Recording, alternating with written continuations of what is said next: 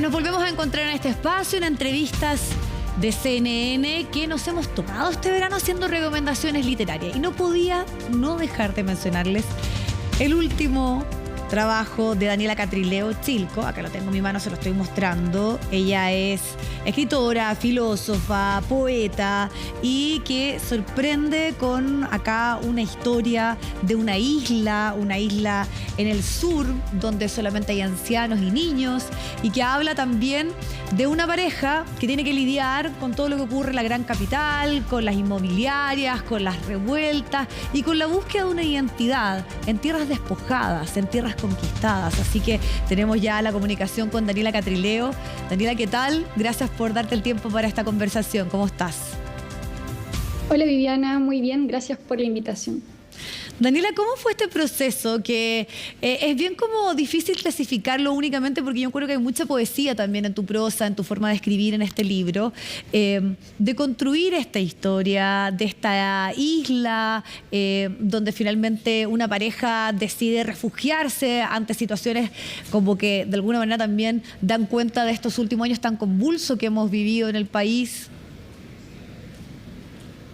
La verdad es que comenzó como sin la ambición ni la pretensión de ser una novela. Ya. Quizás por ahí también justamente diciendo lo que mencionas respecto a la poesía, porque el proyecto partió como una idea de prosa poética, más bien una especie de relato muy intencionado con el ritmo, con la cadencia, de una voz obsesionada con un aroma en particular, sí, que es finalmente el detonante de la protagonista. Y a medida en que se va trabajando ese lenguaje y ese ritmo, fue apareciendo después la historia y los personajes. Entonces yo diría que al principio había una voz, un ritmo y sobre todo una obsesión con el aroma. Sí, y eso está en las primeras páginas. Y ahí tú tienes una capacidad que yo quiero destacar muy única de llevarnos a esas atmósferas, a que las podamos de alguna manera sentir. Incluso yo te diría como bien como audiovisuales, como súper claro lo que uno puede imaginar al momento de leer este libro. Pero que nos presenta a Pascal y a Mari.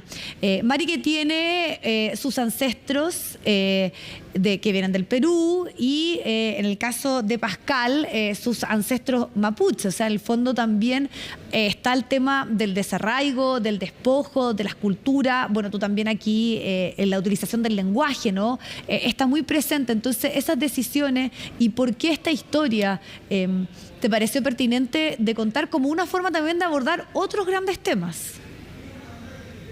Sí, bueno, me interesan estéticamente también los sujetos que están descentrados, ¿no? Fuera del discurso hegemónico, Sí. justamente aquellos que se mueven en zonas liminales, fronterizas, y creo que eso da pie también para jugar con la imbricación de lenguas, de cuerpos, de voces, e ir construyendo estas atmósferas que bien dices respecto a también una experiencia sensible. Tenía la obsesión al menos de que esta historia no estuviera totalmente contada desde los ojos, sino que apareciera la zona áptica de las manos, que apareciera también los aromas, como ya decía, pero también como que hubiesen estos cuerpos movilizados como por las percepciones más allá de la vista. Entonces creo que junto a eso, además de estos personajes que llevan el desarraigo como núcleo en sus vidas, también me interesaba poder relacionarlos como zonas imbricadas, ¿no? Estas culturas que se encuentran y que la verdad también están colmados nuestros territorios de esos encuentros o desencuentros también.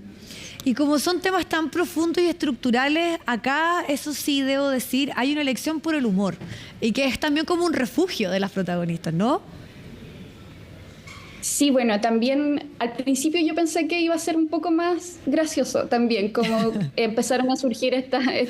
Pero no ves, hay escenas notables de unos colonizadores, más bien de grupos que viajan al espacio a descolonizar. O sea, hay acá como un juego súper interesante y de harto atrevimiento, ¿no? Sí, quería apostar harto por la ironía, la sátira, Sí. también con respecto a descentrar el poder, que creo que es interesante y lo hacen bastantes personas que también están pensando estas cuestiones anticoloniales, ¿no? Como Claro. cómo podemos retratar justamente el poder, cómo retratamos estas jerarquías y las subvertimos, ¿no? Y creo que ese juego con el humor me parecía interesante también para desatar estos nudos que parecen ser tan complejos, pero que finalmente, por más que las sociedades resistan o sufran o están imbricadas dentro de estos sistemas de opresión, siempre el humor es una fuga y es un gozo para esas sociedades también. Yo leí una buena referencia crítica que se hace en el diario El País, pero que también dice probablemente muchos, los que no viven en Chile y también los que vivimos en Chile, van a ir a buscar Chilco.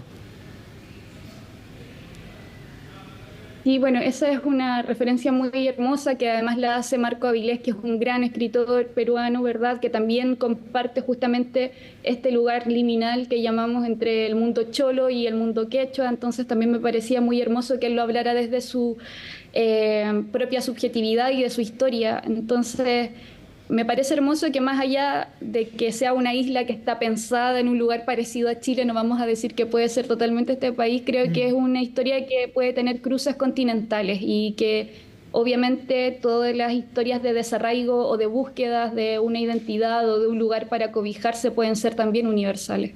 Claro, y tú por eso hablas de la gran crisis, la crisis fundacional que tiene que ver precisamente con contextos difíciles y complejos, pero que se repite esto también en quienes están presentes en el libro, ¿no? Hay ahí una reflexión constante en cuanto a aquello. Creo que la crisis la pensamos actualmente muy de la mano de una catástrofe que tiene relación justamente con la naturaleza, ¿no? Sí. El cambio climático, todos los temas que tienen que ver justamente con el capitaloceno, el antropoceno, pero también para los pueblos andinos que resistieron de alguna manera esa primera crisis fundacional es justamente la llegada de los conquistadores y los colonizadores. Por eso se produce este gran Pachacuti, ¿no? Que es en el fondo este gran cambio del universo, un cambio de vida, de sus transformaciones de formas de vida. Y quería que eso también estuviera allí, ¿no? Como el fin del mundo ya aconteció para algunos pueblos en un momento. ¿Qué nos viene ahora y de qué manera también sobrevivimos a estas crisis con otras estrategias posibles de pensar e imaginar un futuro también? La identidad mestiza, de alguna manera, ¿no? Es que, claro, creo que es algo que me interesa mucho también porque justamente creo que la idea de mesticidad que se ha instalado en el discurso es justamente una identidad mestiza que tiende a ser homogénea y en realidad esa identidad mestiza también está colmada de raíces indígenas que pocas veces se atreven las personas a reconocer. Sí, y además tiene un adicional, ¿no? Que es la amistad con una persona migrante que viene de Haití. Claro, justamente para jugar un poco también con y explorar otras lenguas, quería que estuviera salpicado, no contaminado con otras palabras posibles. También saliéndome un poco del mundo mapuche y del mapuzungún, quería jugar con estas otras tramas y construir también un personaje que no estuviera estereotipado como una migrante típica y que tuviera un trabajo en específico, sino que fuera además una científica que trabaja en un museo, que además propone como también desde su mirada sus propios procesos de descolonización en la isla, en Haití, y también trae en el fondo como una carga política importante para la protagonista. Creo que la protagonista ahí también es como una especie de veleta que circula entre Pascal y Leila, y va aprendiendo mucho de las dos, de sus procesos de transformación y también de sus deseos de emancipación. Sí, yo encuentro que tú nos has contado y has profundizado y en el libro finalmente tú te puedes sumergir en parte de lo que hemos podido conversar. Es muy entretenido, muy interesante, muy bonito, muy poético, Chilco, así que también es una recomendación que queríamos nosotros hacer en este espacio y te agradezco muchísimo el tiempo, Daniela, y la posibilidad de escucharte, que es tan relevante de saber un poco tu proceso creativo y los temas que tú siempre has trabajado con mucha profundidad. Gracias, Daniela. Muchas gracias a ustedes por leer, por recomendar y por invitar. Que estén muy bien. Ahí está entonces parte de este espacio que nos hemos tomado con interesantes recomendaciones y sin duda que uno de los destacados y que en especial es un libro que me gustó muchísimo es Chilco de Daniela Catrileo. Nos vemos en la próxima.